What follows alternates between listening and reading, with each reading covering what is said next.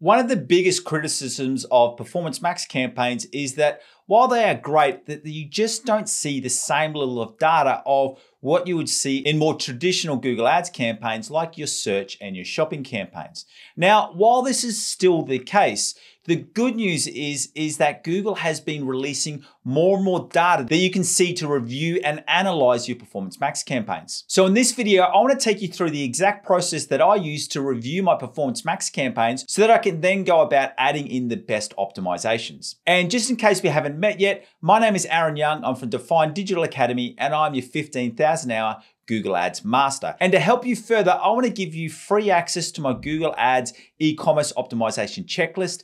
And this is a checklist which I created and I still use today, which not only lists all of the individual optimization tasks that you need to be completing for your Performance Max campaigns, but it also lets you know how often you need to complete those tasks. Because the reality is that some optimization tasks need to be completed every 72 hours, others need to be completed weekly, and others only need to be completed monthly or every 90 days. So if you want to get free access to my Google Ads e-commerce optimization tool, all you need to do is to follow that link in the description below. But right now, let's go into an extended screen share so I can show you the process of how I review my Performance Max campaigns, especially with the new data that Google Ads has been making available for us.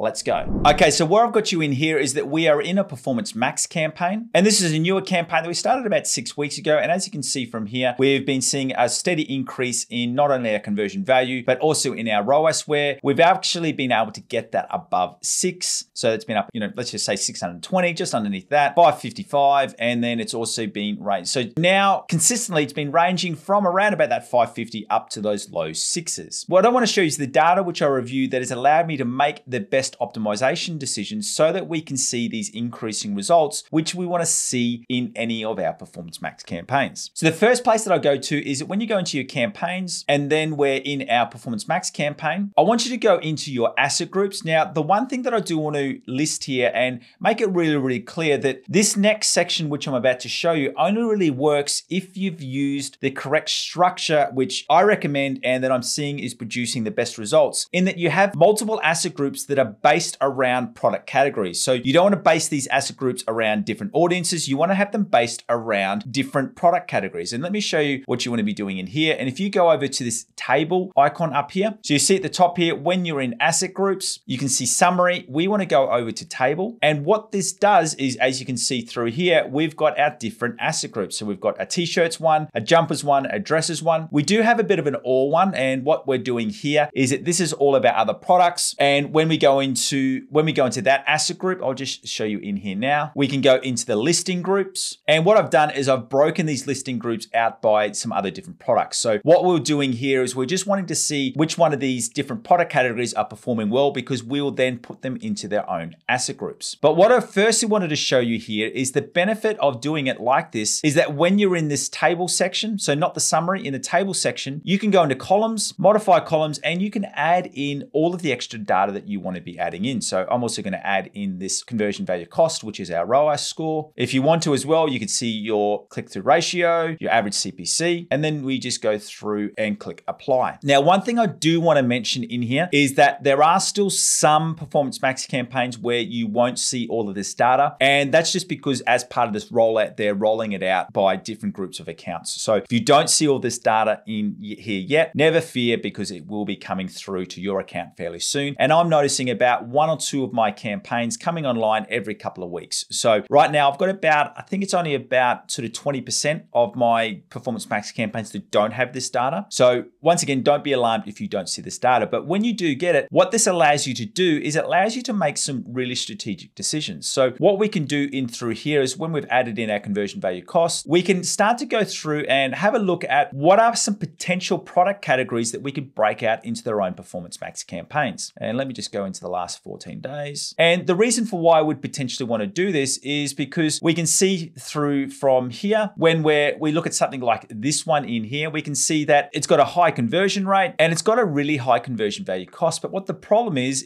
that it's getting the least amount of impressions. So what we could do from here is we could break this out into its own Performance Max campaign. The benefit of that is that we can then better control this budget, because remembering your budgets are controlled at a campaign level. So we don't have any power over deciding which of these asset groups are going to get more impressions or more spend. So by breaking this out into its own Performance Max campaign, we can then tailor the budget. And then what it also does allow is it allows more spending on these other products and campaigns. So that's the first thing that I'll go through and review, is that we go into the asset group section and then go over to this table section, add in the extra columns. So then we can see this data. Now, this is a great level of data that wasn't previously available with Performance Max. And as you can see, this is more of a historical type of data analysis that you would do with your search campaigns or your shopping campaigns, where you would review it by ad groups. So I have to say that I'm really, really happy with this level of data that Google is now giving us access to. The other place that we want to be going over to is we want to be going over into the insights and reports, and you want to be going into insights. And in this section, what you want to be doing in through here, now I do want to just note that this will generally straight away go to the last 7 days. What you can do is if you wanted to, you can also change it to the last 28 days. And what you can do through here is that you want to be looking at two core things. You want to be looking at your search terms. So what you want to be looking at through here is filter this by conversion value, or if you're not running e-commerce, you could just filter it by conversions. And what you want to be looking at through here is any of these search categories which you may not have added into your audience signal. And what we can see through here is that this one has a lot of data around about breastfeeding friendly clothes. So what I do is I then go through, copy these keywords, and then go back into my asset groups in here. And then say, for example, with the tees, and then I would go into my audience signal and add it in through there because we saw things about breastfeeding t-shirts that were performing really well. So once again, you click edit here, then you have to go under here and click edit again, and then you can go through and add in those search terms. Now, the other thing that you want to be going through is that when you're in your insights and reports, you want to go down into your audience insights. And what you're looking at in here is you're going to be seeing, I'll just break this out to 10 rows. You're going to be seeing two different tags. You're going to be seeing these blue tags and these green tags. Now, what the difference is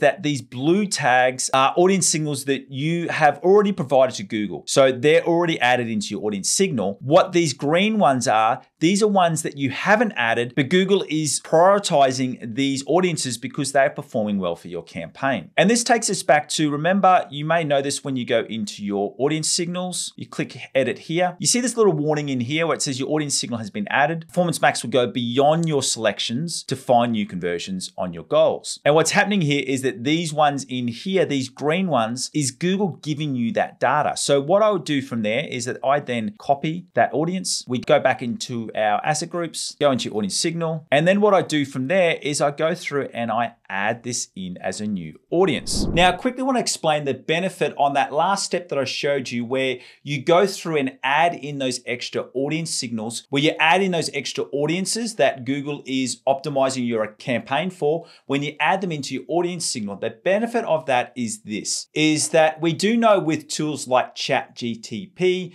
and Google's Bard, we know that the more information that we give those AI tools, the faster and better results that it will give you. So what we're doing here is that when you see those keywords and you see those audiences in your insights tab, if you see that they're getting great conversion data for the keywords, or if you're seeing that Google is starting to optimize for those audiences and you know that that audience is a great match for your service or your product, by adding those into your audience signals, you're giving Google that extra confirmation that yes, keep optimizing and keep targeting my campaign for those search terms and those audiences. So that's how you can go through and use these new data insights which Google is giving you so that you can improve the performance of your campaign.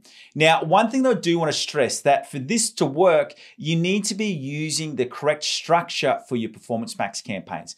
And to help you with that, I want you to go through and watch this video right here so you can see the step-by-step process on how to correctly set up your Performance Max campaigns. Thank you again for joining me. See you soon.